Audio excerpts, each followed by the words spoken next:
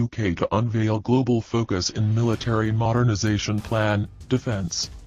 The UK government on Monday unveiled its much-anticipated military modernisation plans, bolstering the country's navy, special forces and global focus while cutting the size of the army. The long-awaited proposals promised new investment in ships, submarines and sailors, as well as robots, drones and cyber warfare, alongside an overhaul of the land-based armed forces structure and numbers.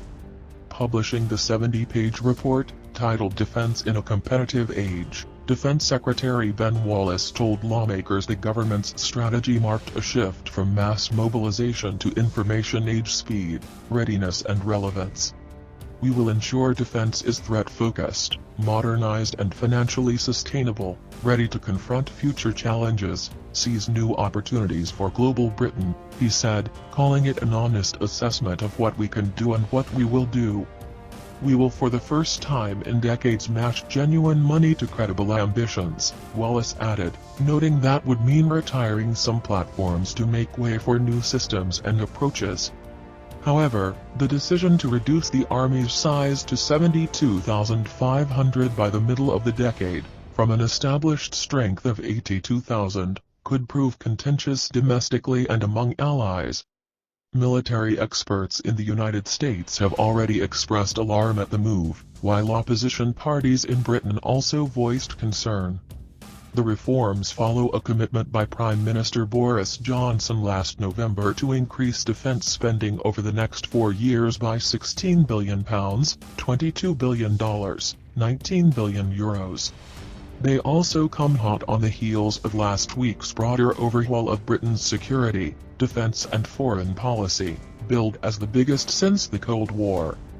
Crafted over the past year as London recalibrates its post-Brexit foreign policy, that review outlined a pivot in strategic focus towards Asia, labeling China a systemic competitor. It also prioritized ongoing efforts to counter Russian threats and, in a surprise move to many, set out plans to increase Britain's nuclear stockpile. Johnson said ahead of Monday's plans being released that Britain wanted to be useful around the world in partnership with our friends to keep the peace. To do that, you need strong, robust armed services of the kind that we are investing in, he added, during a visit to buy systems in northern England. The Defense Review set out key spending priorities, including funding to take the number of Navy frigates and destroyers to 20 by the start of the next decade.